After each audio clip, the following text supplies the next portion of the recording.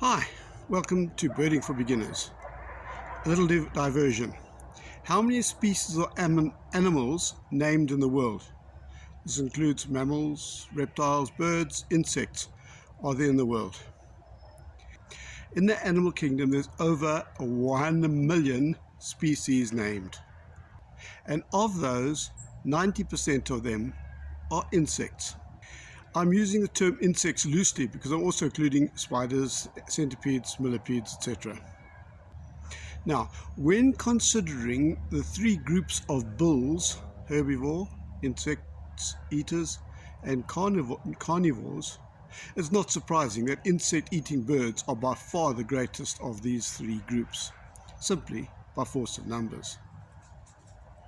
These insect eaters are divided into insect catching, chiseling, skything, probing, and filter feeding birds. Probably more groups than that, but that's what we're going to work on.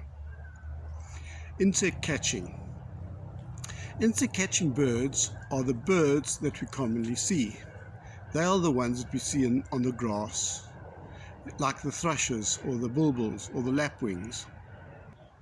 The birds that hop along the trees and amongst the branches up and down, like the Cape white-eye, the Cape robin-chat, or the mousebird. There are lots of those as well. Then there are birds that catch the insects on the wing, for example, swallows, martins, swifts, and the bee-eater and flycatchers. That's not all of them, but it's a start.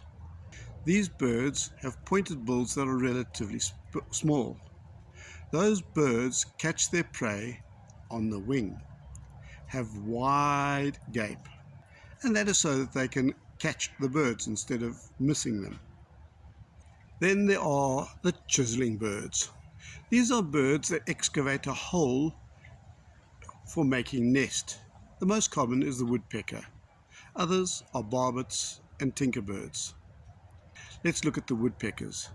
These bills are designed to handle repeated hammering. Their bills are relatively long and thin, though extraordinarily strong. They can be struck against a tree or branch up to 40 times a second.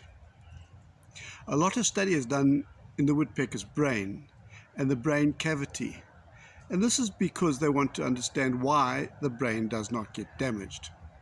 Well, this is quite interesting for people too, because when people crash, like on motorbikes or other accidents, you don't want their brain to be shaken up too much. And if the woodpecker's brain doesn't get shaken up, what can we learn from them to make helmets that work?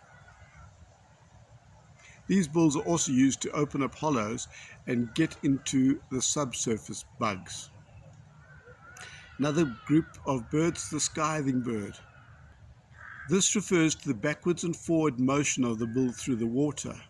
For this purpose, the bill is long and upturned. These birds are waders, typically in the mud flats, where there is abundance of small swimming insects near the surface of the water. The probing bills. These birds insert their bills into the ground or muddy water looking for food like worms and other small invertebrates. Their bills are either straight or downwardly curved, in other words concurved. They probe the mud or soft ground and feel for their prey. Typical garden birds are the hardy-dar, African hoopoe. Many of the shore birds fall into this category. They include the sandpiper, the stint family, some of the plovers, the lapwings, and there are many more to be found along the edge of the sea or inland waters. There are woodpeckers that probe for insects under the bark. Filter feeding birds.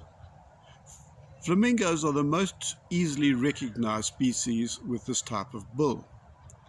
These bills have a strange shape indeed. They tend to have a pronounced, almost 90-degree downturn in them with a large bulbous lower mandible. This downward angle allows for the bottom half of the bill to be submerged in the water while the top half remains in the air.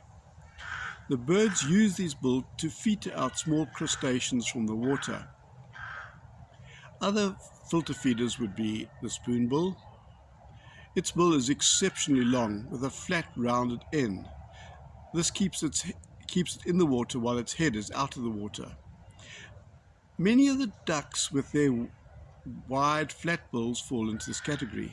They swing their bills from side to side, filter feeding the water for food.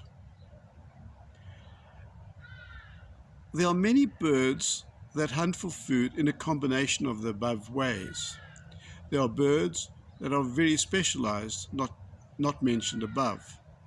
One could be the oyster catcher that wanders along the shore and finds mollusks on the rocks. Thank you for joining us. It'd be great if you could subscribe to our channel and like it, and also very great if you could recommend it to your birding friends or those interested in wanting to learn more about birding. Thank you for your time. Bye.